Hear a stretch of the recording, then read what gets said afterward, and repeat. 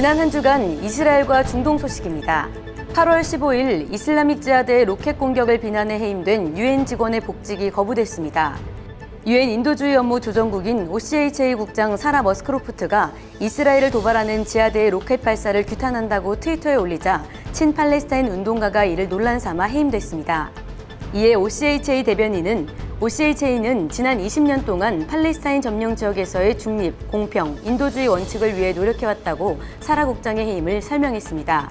이번 복직 거부로 유엔 주재 이스라엘 대사는 유엔에서 이스라엘 비판은 비교적 자유로운 반면 팔레스타인 비판은 보복이 두려워 못한다고 한탄했습니다. 같은 날 스페인의 한 밴드가 이스라엘 국기를 훼손해 논란이 일고 있습니다. 이 밴드는 헝가리 국제음악 페스티벌에서 이스라엘 국기에 팔레스타인의 자유를, 이스라엘은 존재하지 않는다는 글과 함께 남성의 성기를 그려 트위터에 게시했습니다. 주최 측은 이에 환영과 존중을 기반한 축제 정신을 위배하는 혐오스러운 행동을 규탄한다며 해당 밴드를 퇴출시켰습니다.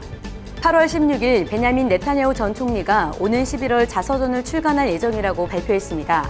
네타냐후 총리는 유대 국가의 보호와 평화를 위해 내 인생을 바쳤다며 고난과 역경을 이겨내며 이스라엘을 이끌어왔다고 회고했습니다.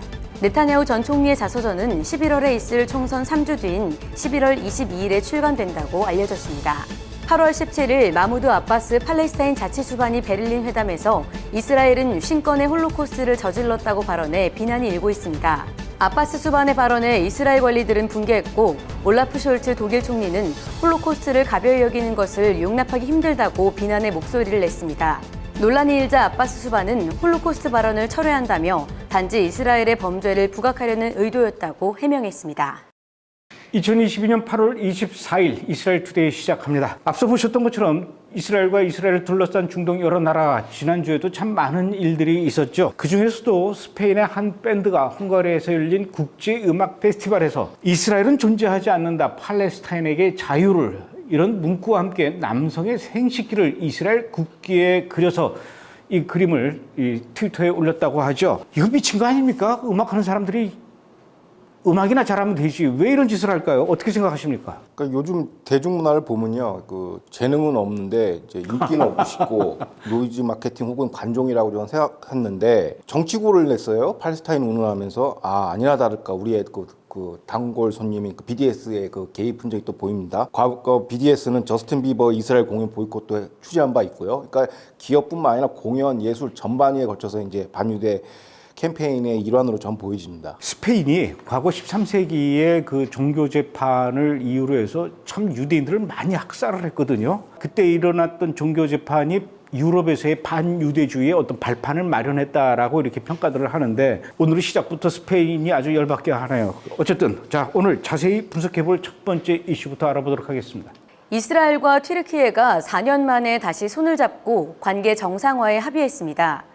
주 이스라엘 미국 대사관의 예루살렘 이전 등 팔레스타인 문제로 갈등을 빚던 양국은 결국 2018년 외교를 단절하고 상대국에 파견한 대사를 불러들였는데요.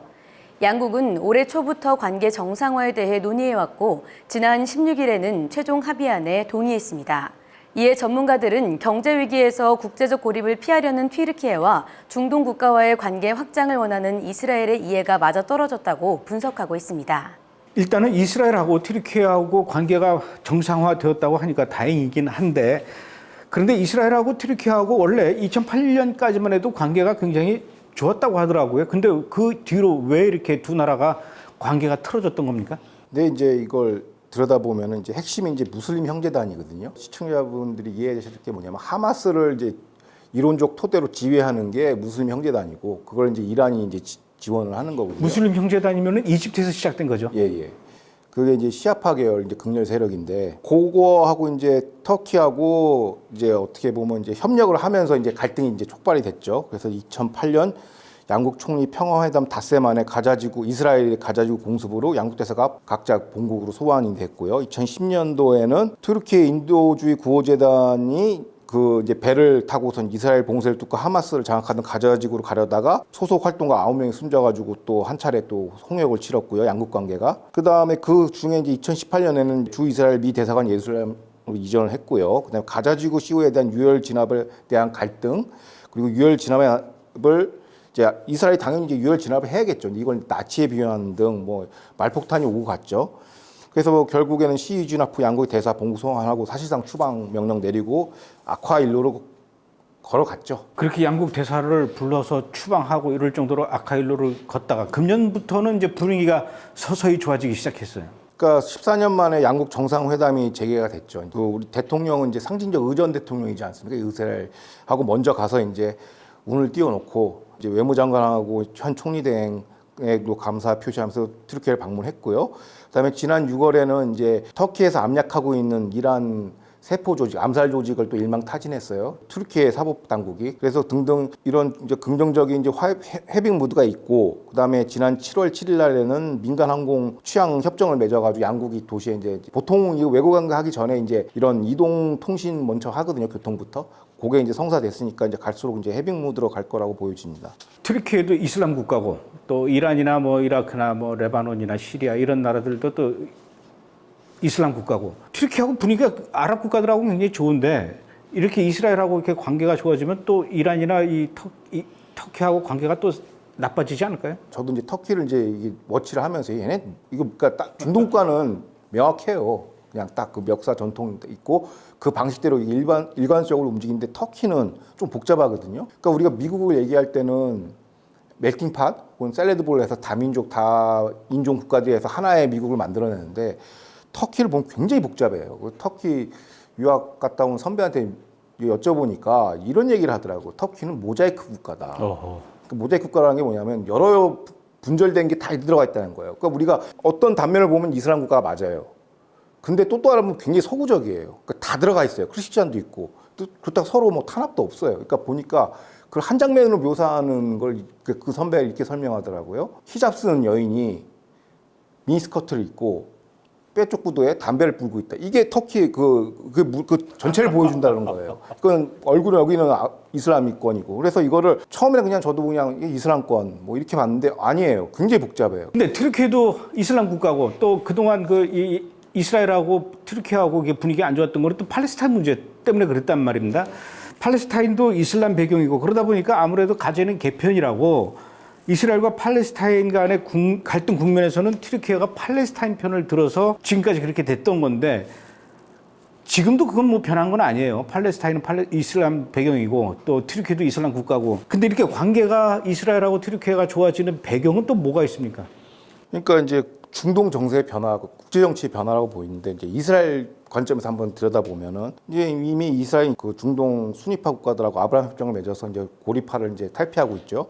반이란 전선을 만들고 있고요. 그리고 튀르키예 입장에서는 지금 뭐 다들 외신 보신 분들 아시겠지만은 이제 경제가 엉망진창이잖아요. 그러니까 어떻게든지 이스라엘 자본과 기술 투자를 받아야 되고 경제의 핵심은 에너지잖아요. 그러니까 이스라엘산 천연가스를 활용하기를 원합니다. 경제적 욕구가 있고 경제적 욕구는 이건 표면적으로 들어가는 거고 또 영내 그 역학구도로 들어가면 이제 시리아 문제죠. 시리아하고 이란 문제인데 이란의 영향력이 날로 강화되고 있고 특히 핵무기에관은 우리가 공유되고 있습니다. 양국이. 시리아를 딱 지도를 보면 북부 지역이 이제 쿠르드족이 있지 않습니까? 근데 그게 이제 터키와 국경이 맞닿아 있어요. 근데 터키랑 쿠르드족은 뭐 철천지 원수 사이니까 이걸 견제하기 원하는데 러시아와 이란의 지원을 받고 있는 아사드는 별로 견제하지를 않아요. 그러니까 여기서 약간 세력균형이 이제 터키가 이제 몰리는 입장이죠. 이란, 러시아, 아사드에게. 이 시리아 남부 쪽에 이제 이스라엘 북부 국경이랑 맞닿아 있지 않습니까? 그럼 여기서는 이제 또 이란 대리 세력이 준동하니까 이스라엘 입장에서 주기적으로 가서 폭격을 하는 건데, 그러니까 이게 딱 보니까 이 방정식을 보면 북부의 터키와 남부의 이제 이스라엘하고 이제 새로운 이제 조합을 맺으면은 새로운 이제 세력 균형을 창출할 수 있다라는 전략적 판단을 한 것 같습니다. 안보적으로.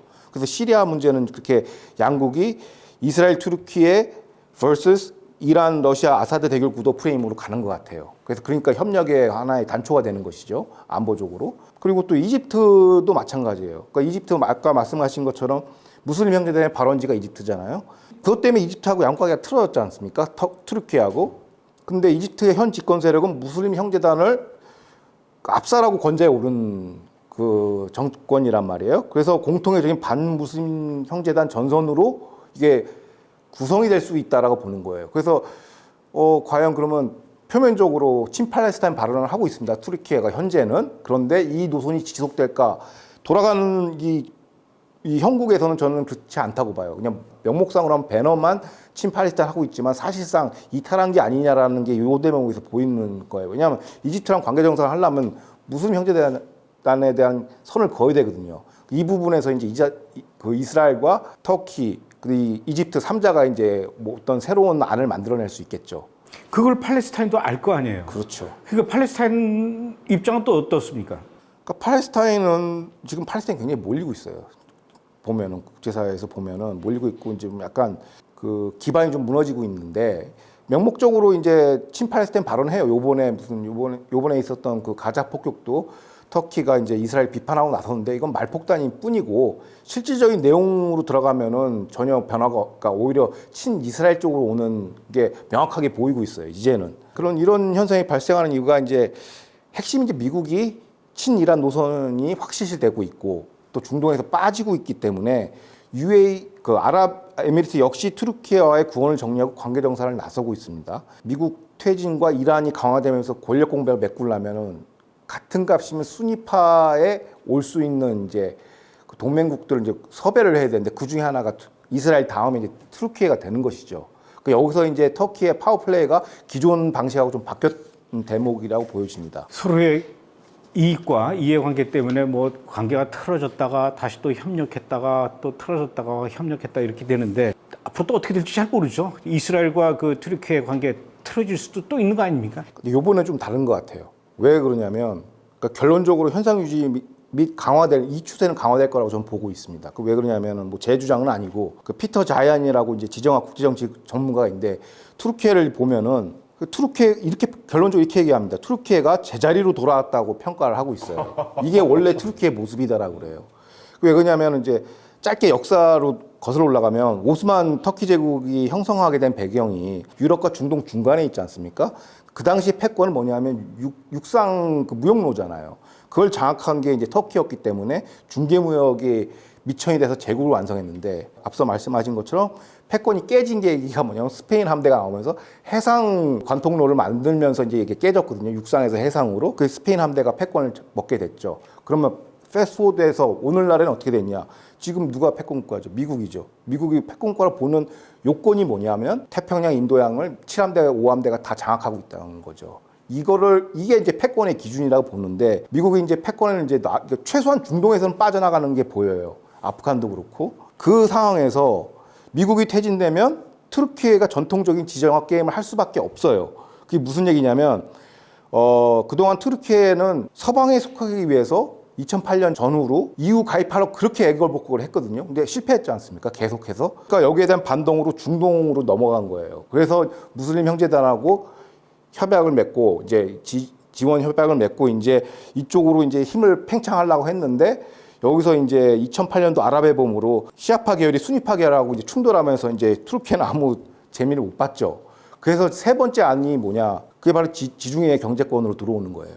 그렇기 때문에 이집트하고 이스라엘과의 관계 정상화가 필수적이거든요. 지중해권 경제를 편입되기 위해서는요, 그 보스포러스 운하를 통해서 밑으로 내려와야 돼요. 그래서 이제 그걸로 유전도 에너지도 공급받고 그 경제권을 활성화시켜야 되기 때문에 이스라엘과 이집트의 관계 정상화 필수 조건이죠. 그러면 자연스럽게 이론적 토대라고 하던 그 무슬림 형제단의 그 지원 노선은 파괴될 수밖에 없다라고 보여집니다. 그래서 전통적인 지정학을 활용한 파워플레이를 지금 투르키예가 실천하고 있다라고 국제정치 전문가는 분석하고 있습니다. 그러고 보면 지금 터키 대통령인 그 에르도안 머리가 보통은 아닌 것 같아요. 그러니까 그동안 많이 시행착오를 겪었죠.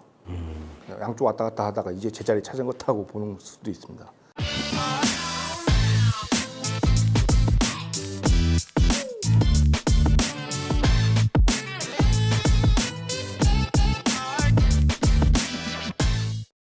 자, 다음 두 번째 이슈 알아보도록 하겠습니다.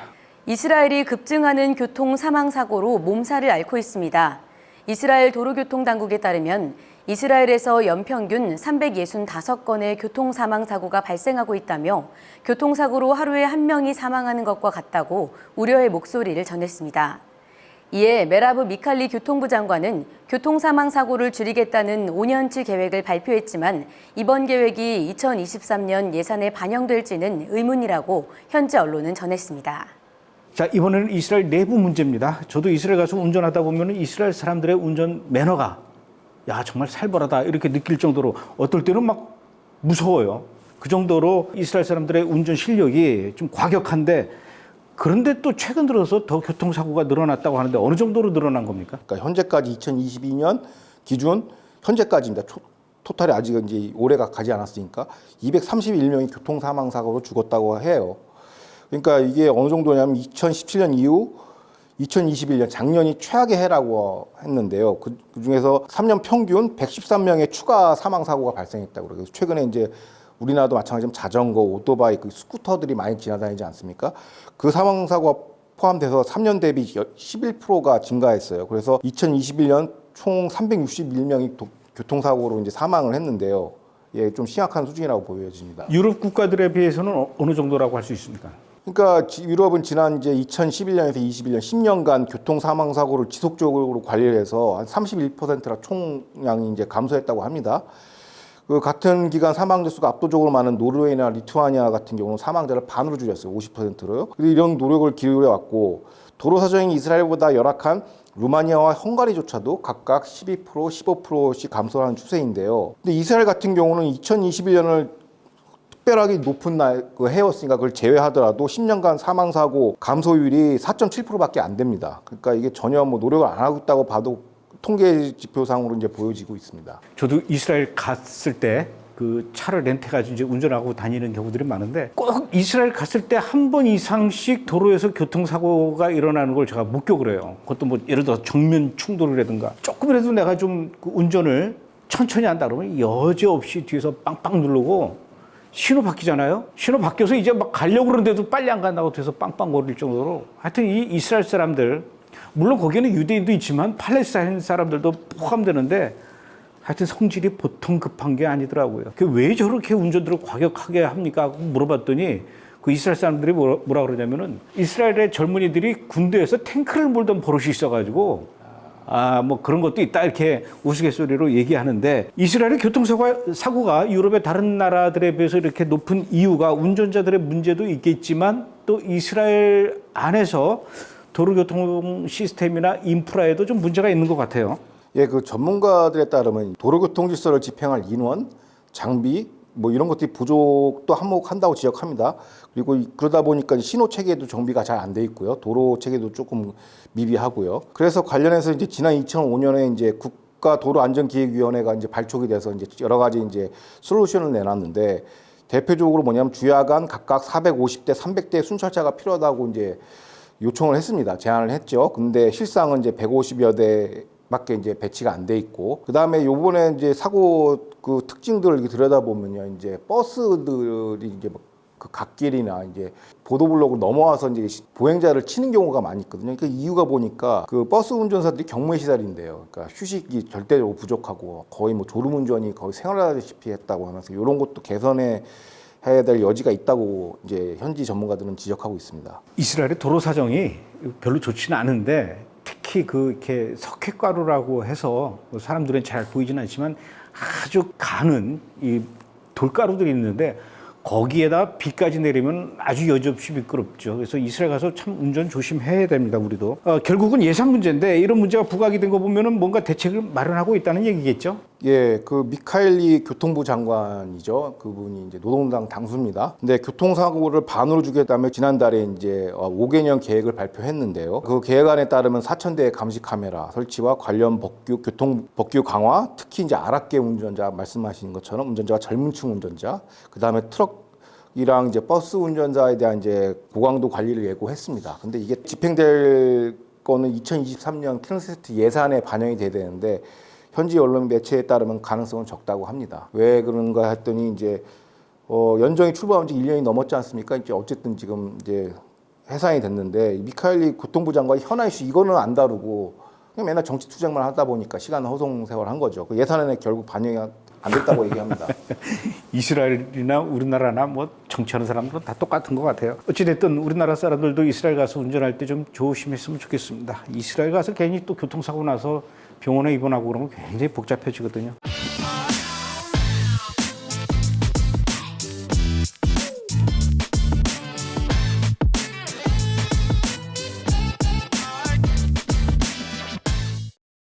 자, 이제 분석해 볼 세 번째 이슈 또 알아보도록 하겠습니다. 미국이 유럽연합을 통해 전달받은 이란의 핵합의 복원 최종안을 검토 중이라고 발표했습니다. 이번 최종안은 이란에 유리했던 이전의 핵합의 안건에 이란 정부가 4가지 조건을 추가해 전달한 협상안인데요. 이에 관해 서방은 최종안을 이미 2번씩이나 연기했다며 이는 이란이 유럽과 미국 그리고 국제원자력기구를 모욕하는 것이라는 지적이 일고 있습니다. 이번에 유럽연합이 미국에 전달한 이란 핵합의 복원 중재안 내용이 2015년에 있었던 이란 핵합의보다도 더 훨씬 후퇴한 내용이다. 이런 지적이 있더라고요. 왜 이런 얘기가 나오는 거죠? 어떤 내용으로 중재안이 나온 겁니까?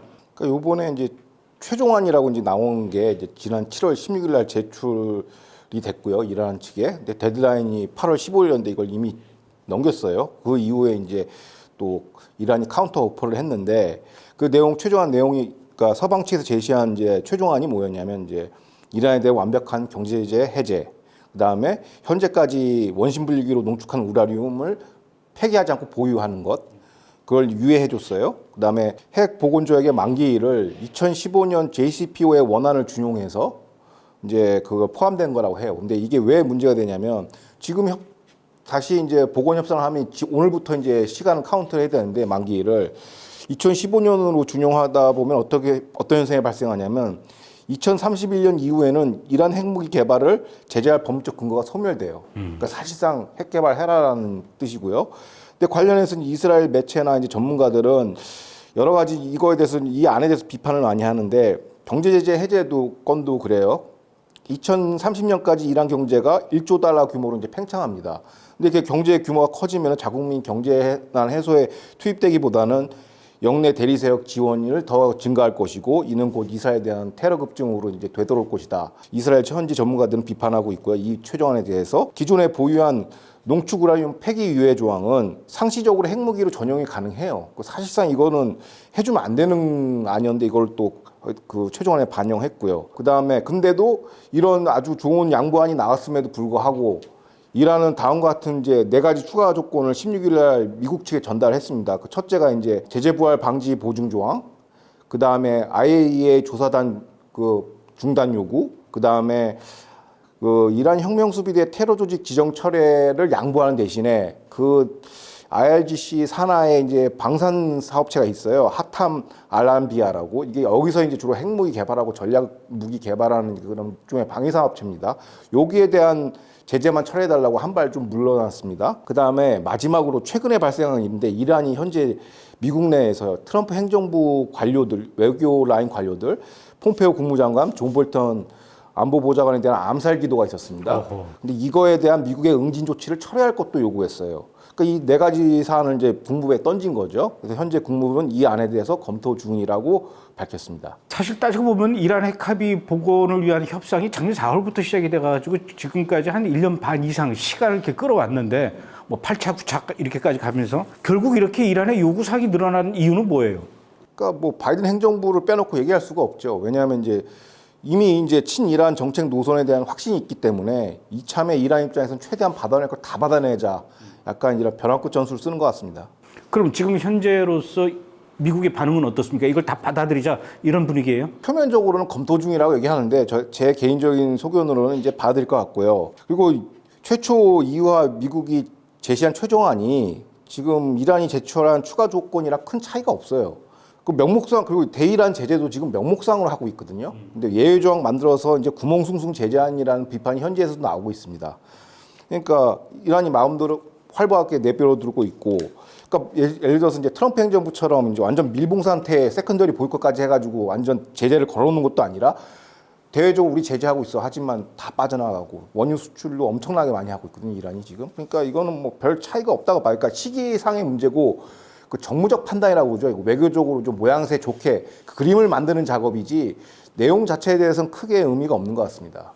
아니, 그러니까 이건 말도 안 되는 너무 무리한 요구다, 과한 요구다 하고 딱 거부하는 것도 아니고 검토 중이다, 정무적 판단 중이다, 뭐 이렇게 되면은 미국 입장에서 이스라엘도 또 신경을 써야 될 텐데 이스라엘도 이걸 굉장히 좀 불쾌하게 생각할 것 같아요. 최근 이스라엘 그 언론 보도를 보면 이제 갈라졌어요, 반으로. 그러니까 IDF 쪽 군부 쪽은 이 안에 찬성하는 입장이고 모사드 쪽 정보기관에서는 반대하는 입장이거든요. 그러니까 이제 표면적으로 이스라엘 또 달래기 하겠죠. 그러니까 모양새죠. 지금 모양새 싸움이지 콘텐츠 갖고 어떤 그 조항 넣고 빼고는 별 의미가 없다라고 저는 보여집니다. 그러면 이란의 요구 사항에 대해서 우리가 좀 면밀하게 좀 검토를 해봐야 되는데 뭐 우리가 검토한다고 해서 뭐 어떻게 될 건 아니지만 그래도 알고는 있어야 될 것 같아요. 어쨌든 금년 안에 아니면 또 조만간 그 이란 핵 협상 복원에 대한 그 이것이 타결이 됐다라는 소식이 들릴 수도 있겠네요.